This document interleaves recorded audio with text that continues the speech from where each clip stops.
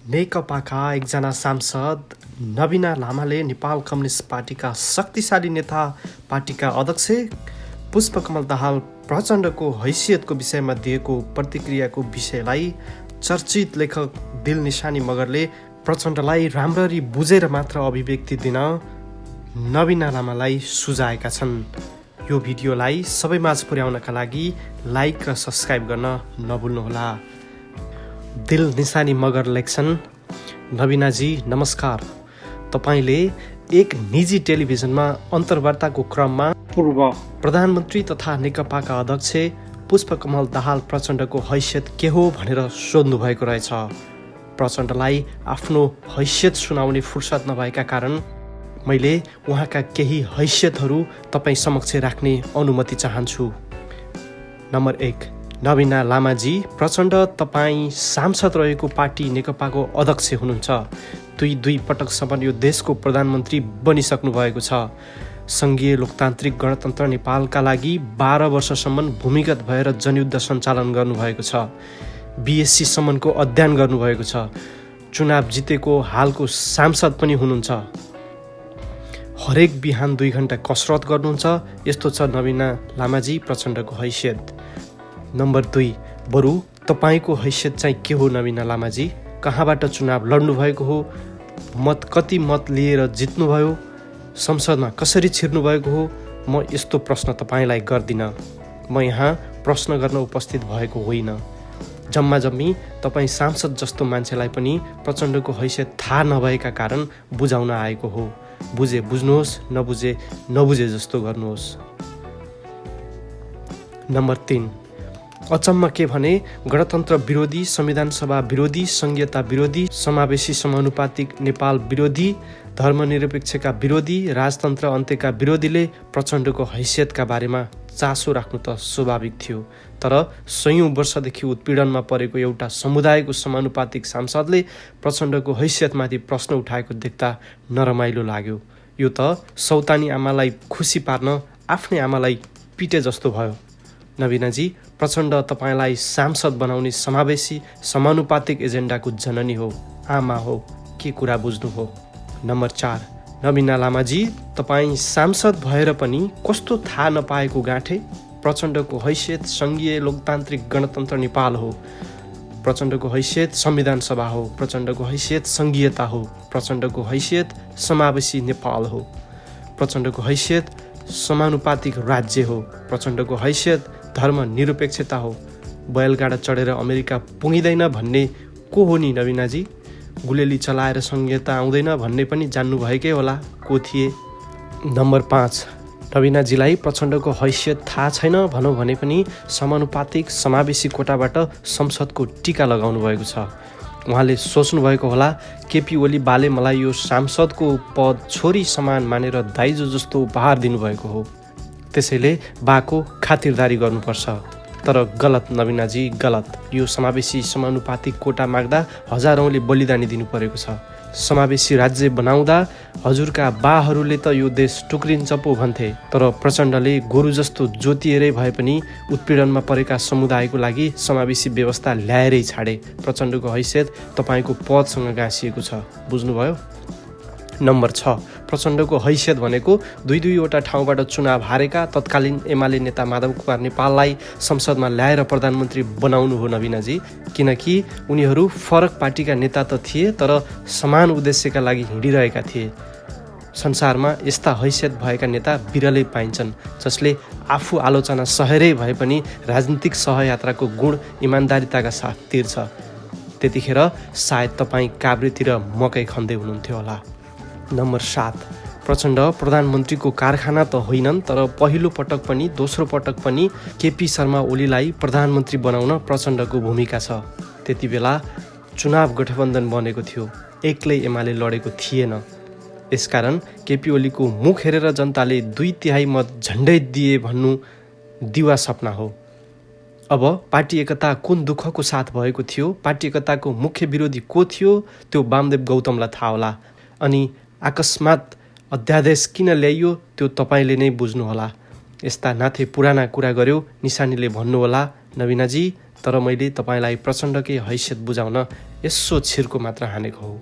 Number 8, नवीना लामाजी। यतिखेर पुष्पकमल दाहाल प्रचण्डले गणतन्त्रको शङ्खघोष गरेर जनतालाई युद्ध र आन्दोलनका लागि सार्वजनिक आह्वान गरेका थिए।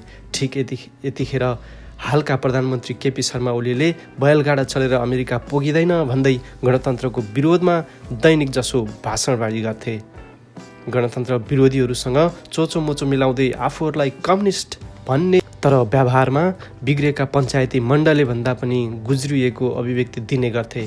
तर प्रचण्डले अनेक दुःख कष्ट सहेर युद्ध आन्दोलनको फ्युजन निर्माण गरेर गणतन्त्रको घोषणा गरी छाडे। यो हो प्रचण्डको हैसियत नवीनाजी। गणतन्त्रको गणतन्त्रको आधार र गणतन्त्रको मूल मर्म नै प्रचण्डको हैसियत हो। नम्बर 9, देशमा तानाशाहीहरूको थिचोमिचो थियो। विभिन्न जात, धर्म, पेसा, वर्ण र समुदायका मानिसहरूमाथि विभेद थियो। देशमा अन्याय अत्याचार थियो। त्यो सबै सहन नसकेर प्रचण्डले संविधान सभाको कुरा गरे, राजतन्त्र अन्त्यको कुरा गरे, समानुपातिक समावेशी धर्मनिरपेक्षताको एजेन्डा उठाए, जसका निम्ति हजारौं शहीदको बलिदानी हुनु पर्यो।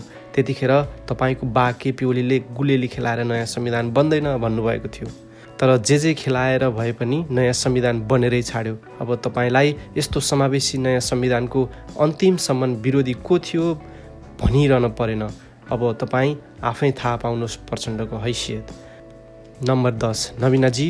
जङ्गबहादुर राणाको समयदेखि यो भूमिमा चलिआएको भोटे मसिने जाति समुदाय तपाईँ तामाङको छोरीलाई आज समावेशी कोटाबाट सिंहदरबारसम्म छिराइएको छ, सांसद हुनुभएको छ। तपाईँलाई लागेको होला आफू एकदम क्षमतावान भएर सांसद भएँ, अथवा यस्तो पनि लागेको होला मैले राम्रो काम गरेकाले मलाई पार्टीले मूल्याङ्कन गर्यो। तर त्यस्तो केही होइन, यो भ्रम मात्र हो। विश्वास नलागे पूर्व मन्त्री शेरबहादुर तामाङलाई सोध्नुहोला। तपाईँ त प्रचण्ड विचारले लडेर ल्याएको राज्यमा समान प्रतिनिधित्व, समावेशी तथा समानुपातिक कोटामा सांसद बन्नुभएको हो। यसका लागि तपाईँले प्रचण्ड र प्रचण्डको विचारलाई धन्यवाद दिनुपर्छ। ल, धन्यवाद दिन सक्नु भएन, तर हैसियतमाथि प्रश्न नउठाउनुहोस्, किनकि त्यो लाजमर्दो हुन्छ। उत्पीडनमा परेकालाई समावेशी अधिकार दिँदा देश टुक्रिन्छ भन्ने मान्छे तपाईँको लागि राजनेता, तर देश निर्माणको लागि समावेशी हुनुपर्छ भन्ने प्रचण्डकै हैसियतमाथि प्रश्न। यस्तो पनि हुन्छ। नम्बर 11, नवीनाजी। तपाईँलाई थाहा नै होला कि नेपालमा गणतन्त्र आउनु अगावै राष्ट्र प्रमुख हुनका लागि राजपरिवारमै जन्मिएका व्यक्ति अर्थात् राजाका छोराछोरी राजपाठमा हुर्किएका शाही सदस्य मात्र हुन पाउने व्यवस्था थियो। विद्यादेवी भण्डारी राष्ट्रपति हुनुभएको छ। भोलि त्यो स्थानमा तपाईँ पनि पुग्न सक्नुपर्छ। तर आज हेर्नुहोस्, गणतन्त्र नेपालमा हरेक नागरिकले आफ्नो स्वतन्त्रता, राष्ट्रप्रेम अनि स्वच्छन्दताको आधारमा भविष्यको राष्ट्रपति हुने सम्भावना बोकेर जन्मिएका छन्। प्रचण्ड नेतृत्वमा 10 वर्षीय जनयुद्ध, 19 दिने जनआन्दोलनको बलमा स्थापित जहानिया राजतन्त्र अन्त्य भएर मुलुक गणतन्त्रमय बनेको थियो। हुनसक्छ तपाईँले पनि 2-4वटा ढुङ्गा प्रहरीलाई हान्नुभएको होला, केही दिन सडकमा उफ्रिनु भएको पनि होला। त्यसो गरे भन्दैमा प्रचण्डको हैसियत नै सोध्न भ्याएको? यो त अति नै लजास्पद भयो। यो बैलगाडा चढेर अमेरिका पुग्ने जस्तो पो भयो। नम्बर 12, नवीनाजी। इतिहास साँच्ची नै छ। राजालाई पैसा चढाउन को गए र को जान तयार थिए भनेर। तर जतिसुकै चलखेल भए पनि जनयुद्धको जगमा अगाडि बढेको दोस्रो जनआन्दोलन पश्चात पुनस्थापना भएको व्यवस्थापिका संसदले 2063 जेठ 4 गते संसदको घोषणा जारी गरेको थियो, जसले निरङ्कुश राजतन्त्रका सबै प्रचलन र परम्परा हटाउँदै राजाका विशेषाधिकारमाथि निलम्बन गरेको थियो। श्री 5 को सरकारको सट्टा नेपाल सरकार लेख्ने, शाही नेपालीलाई नेपाली सेना बनाउने, राष्ट्रिय गान फेर्ने निर्णय गरेको थियो। तपाईँलाई थाहा छ नवीनाजी, यस्ता निर्णयहरूको डिजाइन प्रचण्डले गरेका थिए। तपाईँ प्रचण्डको हैसियत सोध्नुहुन्छ। नम्बर 13, तपाईँ प्रचण्डको अर्को हैसियत पनि जान्नुहोस् नवीनाजी, कि तपाईँका बाहरूले अन्तिमसम्म विरोध गरेको सकभर घोषणा नगर्न षड्यन्त्र गरिरहेको संविधान सभाले गणतन्त्र घोषणा गर्दा 15 दिनसम्म तत्कालीन राजालाई नारायणहिटी दरबार छाड्न निर्देशन दिएको थियो।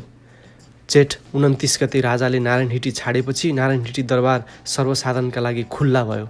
मूलभूत रूपमा जनयुद्ध र जनआन्दोलन अनि प्रचण्डको विचारका कारण 270 वर्षदेखिको राजतन्त्र अन्त्य भयो। नवीनाजी, आज तपाईँ भन्नुहुन्छ प्रधानमन्त्री ओलीलाई केही माइका लालले राजीनामा गराउन सक्दैन। यति मात्रै भनेको भए त हुन्थ्यो नि, प्रचण्डको हैसियत पनि सोध्नुहुन्छ।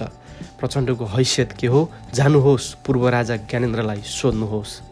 नम्बर 14, नवीनाजी, मैले सुरुमा पनि भने कि यो राज्यलाई समावेशी समानुपातिक बनाउनुमा प्रचण्डको ठुलो हात छ। प्रचण्ड विचारको योगदान छ। हाम्रो देश नेपाल हिजोसम्म सयौँ फुलहरू मिलेर बनेको थियो, तर राज्यमा ती फुलहरू फुल्न पाएका थिएनन्। यो या त्यो बहानामा विभिन्न जात जाति धर्महरू उत्पीडनमा परेका थिए, तर प्रचण्डले गणतन्त्र नेपालका परिकल्पना गरे। आज नेपालको संविधान 2072 को भाग 1 को 3 र 4 मा भनेको नेपाल राष्ट्र बहुजातीय, बहुभाषिक, बहुधार्मिक, बहुसांस्कृतिक, विशेषायुक्त भौगोलिक विविधतामा रहेको देशका रूपमा स्वीकार गरिएको छ र यिनै स्वीकारहरूमा प्रचण्डको हैसियत घाम जस्तै छर्लङ्ग देखिन्छ। बरु तपाईँले प्रचण्डको जस्तै हैसियत कहिले बनाउने हो नवीनाजी? कि केपी ओली बाकै चाकडी गरेर जीवन बिताउने हो?